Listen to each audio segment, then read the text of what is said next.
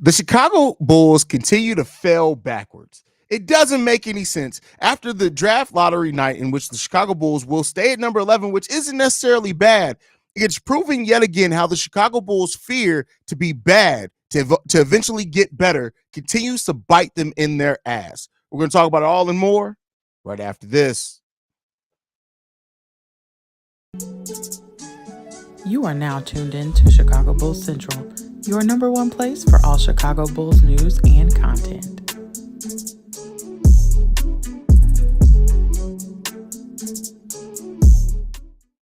What's going on, Bulls fans? Welcome to another episode of Chicago Bulls Central, your number one spot for everything Chicago Bulls related. I'm the host, Haize, but more importantly, you guys can follow the channel at Bulls Central Pod on every social media platform we happen to be on. Listen, I know Steve-O was live during the draft lottery. Shout out to Steve-O for holding it down.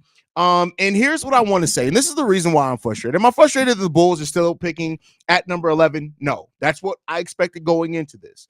But one of the things that continues to be proven every single year by the Chicago Bulls team is their desire, their fight, their drive to stay competitive, when in reality, they aren't really staying competitive with anything, continues to bite them in their ass. The Chicago Bulls, and the reason why I say that for anybody who does not know, is that the Chicago Bulls would have had the number one overall pick in this year's draft. Number one overall, they would have had in this draft had they just been bad. The fact that the Chicago Bulls fought to stay at number 9 ended up causing them to miss out on the number one overall pick. And the reason why I say that, the Atlanta Hawks, who finished one spot below the Chicago Bulls, the Atlanta Hawks, who actually beat the Chicago Bulls in their last matchup to close that gap to a half a game, the Chicago Bulls, in their fight for competitiveness, made them miss out on the number one overall pick in this draft. That's where we keep sitting with this team. It's not that I want this team to be bad, but it's the fact that you keep artificially inflating the record of this team to the point where now, this is the second year that this happened. Keep in mind, Steve-O, the Bulls would have had the number one overall pick the year we picked Kobe White had we not fought down the stretch to win games at the end of that season as well. This is what alters your franchise. This is what puts your franchise behind the ball when you just struggle and hold on to any glimpse and symbolism of competitiveness when you're not really competitive for shit. But go ahead, Steve-O. Bro, literally, as I pressed to end the live, I was like, that's our pick. Wait a minute. Yeah. What? I was like, you know what? I'm not even gonna throw salt in the wound because this is what I said we should have lost out, but I'm not even gonna throw salt in the wound. It's just you keep getting in your way. You keep getting in your own way. You the reason why your team can't get right. You the reason why nothing generationally can change in this thing, because you're just stupid all the way around. You don't pay attention to everything around you. You don't pay attention to the odds of certain things. Like, as a GM, that's certain things you gotta pay attention to. Like, I hate to keep bringing up the Bears, but the Bears realize, like, hey, we ain't no point of us winning right now. We need some picks. We need to do that. The year we got all them picks for Carolina, we realized we needed to be trash the rest of those games. We realized we could have won those games. Yeah. But it was no need to. It wasn't no need to. And then now we come to today, they weren't even thought of to be the number one pick. And just because they decided we just gonna be bad. Yeah. Now they got a alternate decision where they can either trade and get the point guard or whatever they want in the thing, or keep trading and build off what they got right now. Now they could possibly be in a way better position than what they ended with this year. It's just, well, y'all go get out y'all own way, bro. That's really what it comes down to. Yeah, and that's what it is. Like, this front office right now is in a position where they keep failing backwards. You can't even suck right. That's a bit of a pause. Didn't mean it that way. But you can't even be bad in the correct way, right? Like, for example, you remember last year when the Dallas Mavericks, and we played them in the last game, and they purposely lost that game because it made them be able to keep their pick? right? Mm-hmm. The Bulls in the exact same scenario would say, no, we got to win this game. You know why we got to win this game? Because we got to be competitive. And this isn't even about blowing it all up, right? In this scenario, keep in mind, you don't blow it all up. Had the Bulls, and I get it, it's all revisionist, it's all hindsight. But had the Bulls just sucked at the end of that season, lost the last 3 games, you don't have to completely rebuild your team. Alexander Sarr slides right in there as your starting center and pairs well with not only Kobe, not only Ayo, also with Julian Phillips. That's not rebuilding your team. You are literally building off the backs of what you've already done. And this front office is too stupid to realize that. Oh my God. Bro, you just put the nail right on it. For a team that just wants to keep this team together for so badly, this was your ticket. This was literally your ticket. You could have kept. Hell, we wouldn't even been mad if you brought on DeMar. At that point, you get in Alexander Sarr, your number 1 overall. You say, all right, bet he's gonna start coming off the bench. He probably takes over the starting role by the end of the season from Nikola Vucevic. Yep. You then give Patrick Williams your deal. You can even keep DeMar to be a mentor there. Yep. You trade Zach LaVine. You get your pieces. Nothing about your offseason changes except you're getting in a better talent in this draft. And it helps out. You can really be extremely into the free agency because now you can make some moves for real. You can move, like you said, you can move Zach. That's gonna free up some cap. That way, and then you bring in Sarr along with the team that we already got. Now it's a place where it's not completely garbage or where I'm going. There's still some type of promise here. Kobe is getting better. Ayo is getting better. Now we got the number 1 pick coming in. It shows you somewhere people will potentially want to go to. Now you still making it harder for yourself. Now y'all idiots, bro. Y'all just stupid, bro. It don't make no sense. Like, and this is why I desperately wanted us to lose out. I'm Eric. You ain't a World Bulls fan. No, I realized the situation. I realized we could possibly get a decent pick if we lose out. No. Competitive. This is what happens when you want to be competitive at the wrong time. This is what happens when you fall in love with the roster that just ain't it. And that's the biggest problem in this. I get it. We have a lot of good guys on this team. And I've said it before. Even Zach, I like all the people as men on this roster. I like them all, right? They're cool. They're good individuals. But you can't allow that to make you think that you're further along because you got a team full of some good guys. Like, it's bad. So E Holiday asked, we'll pick we stayed at number 11. But the thing in this is that had the Bulls lost to the Atlanta Hawks in the play-in, we would have had the Hawks pick. We would have had the number one overall pick in this draft. It's just and Wootage. But this is the thing, bro. This isn't even about, like, I think we're adding in a lot of different layers. This has nothing to do with retooling the roster. Nothing to do with retooling the roster. You could have kept the same roster. We're just literally talking about this team falling in love with minor success and it really just setting them back in the long run. Y'all fell in love with us being the number 1 seed for 4 months. Yeah. That's what you fell in love with. And don't get me wrong.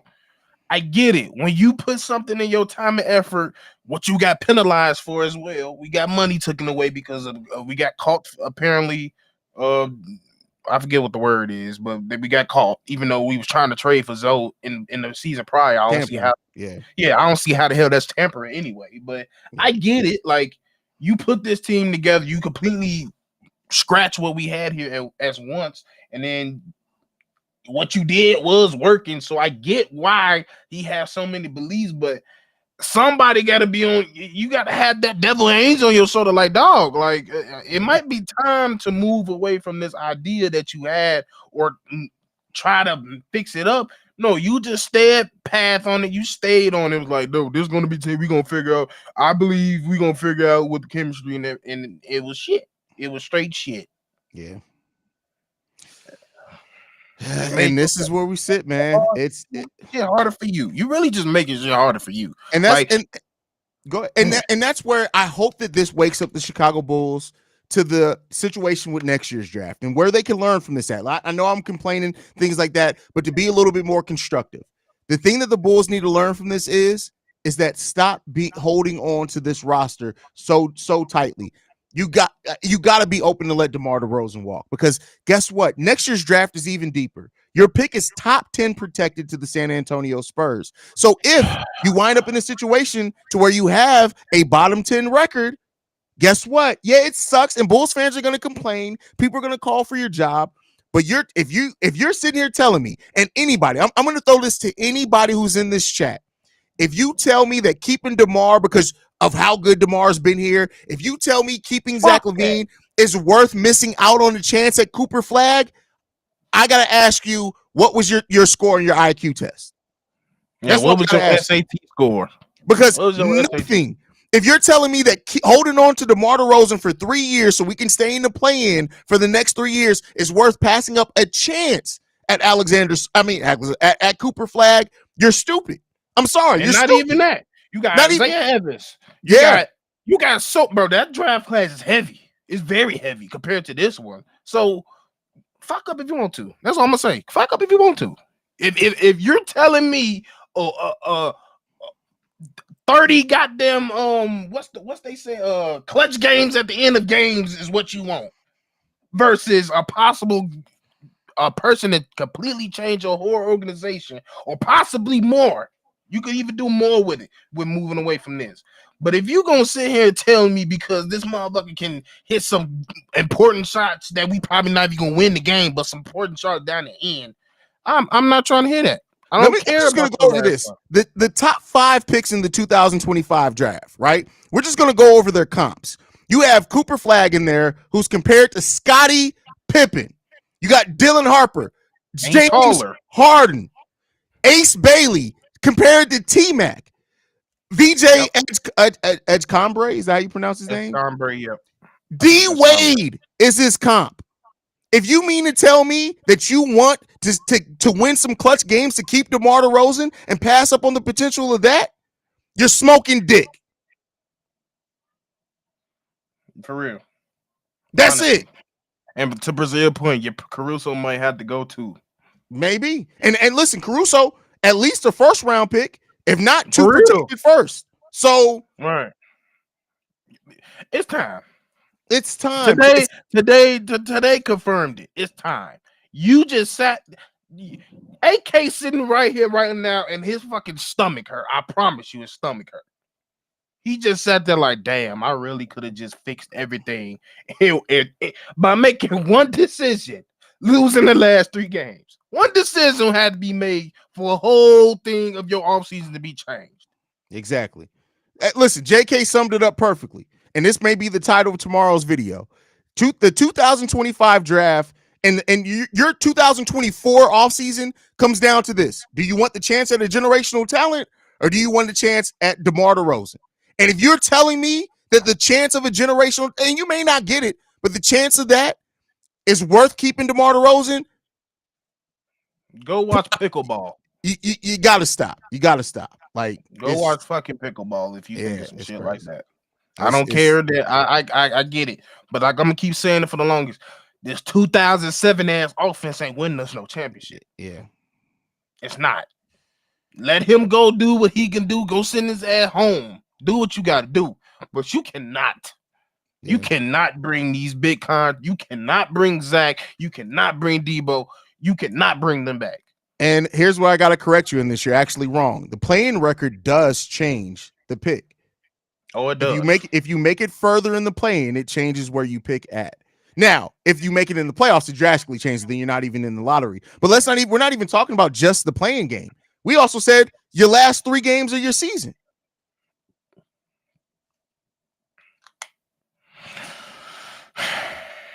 I'm just saying, bro. It's and like I always say, it's a series of things that keep just leading this to where we are right now. So there's so many, like, just looking back on this past season, there were so many avenues to make a change in this team. You could have traded Zach earlier. You possibly could have traded Debo earlier. You didn't have to pick up Vooch's contract. There's a ton of things you could have did, and then you could have just lost. That I just gave you 4 major things you could have did to completely turn this team around, and you ain't got one of them. You got to sit here and look through the scraps of free agency because ain't nobody gonna want to come here, and we don't really have the money until we start trading everybody to give it to anybody. So okay, AK, you put yourself in the pickle. Do your magic. Yep. We don't know how you're gonna do it, but do it. Oh man, hey, that's where we are, man. It's gonna be interesting to see what this does, and if anything, for the offseason. I already see somebody like the Shy say they have to do, they can't walk away. We're not doing anything. You just can't. We're too close to the luxury tax. Something's gonna have to give, and we know Jerry isn't paying the luxury tax. So guess what? They have to do something. Now, it could become via something small, like wave and stretch and Lonzo, keep everything else the same. That could be an option there as well, but something has to change. So, oh yeah, I did say I wanted to go over that. So Tyrese Halliburton was the number 11 overall pick. Yes, and I did want to go over. So this is the history of the last 11 overall picks dating all the way back to 2015. So basically the last 10 drafts. So we got Jet Howard last year with the Magic. We really don't know much there yet. That was also our pick, but you know, it is what it is there. Ousmane Dang from the Thunder, James Bouknight, bad. But then you get into Devin Vassell, Cam Johnson, Shai Gilgeous-Alexander, Malik Monk, Domantas Sabonis, and Miles Turner. Cold. Klay Thompson, an 11th overall pick. So there are times where you can get a really damn good talent in an 11 overall pick. And like we just went over, more times than not, the 11th overall pick ends up pretty damn good. But this is also the Chicago Bulls that we're talking about. But that's what I said on my live. We could get a good, solid player at 11. It just, we like to pick projects. Yeah. So, like, it's about who you pick at that 11th pick because we can get somebody decent. It's about who you decide to go get. Yeah. Yeah. So, we'll King see. Holla, I'm not trading for no damn 35-year-old, no Jimmy damn Butler. I'm sorry, I had to say that. I'm not doing it. Yeah, not at this point. Not at this point. We're talking about it'd be different. We're talking about like 28, 29-year-old Jimmy Butler. But hey, we almost had that player, and we said we don't know how to build around you, so get the fuck up out of here. So there you go on that one too. So, bro, that's so pitiful. That's so weird. We don't know how to build a team around you, so we gonna trade you. Yeah. What? All right, man. Any last thoughts, Steve, before we get up out of here, bro? Piss us off on Mother's Day. I was having a good ass day. Like I said, the sun is shining. I was thinking about going to the lake. Now I'm about to go to the lake to calm down. Yeah. I wasn't even finna go there to calm down. I gotta go calm down because y'all done got on my damn nerves. Yeah. Let some fucking hoe get the first pick. Yeah. We'll see, man. We'll see. Any last thoughts, brother? That's it. Bulls, y'all should listen to me more. I've yet to be wrong. That's funny. That's funny. Well, you guys can follow us at Bull Central Pod. You can send us any feedback, questions, comments, concerns. BullCentralPod@gmail.com. Lastly, if you want to leave a text message and or voicemail, number to do so, 773-270-2799. We're the number one spot for everything Chicago Bulls related. And we out this mug. Peace, y'all.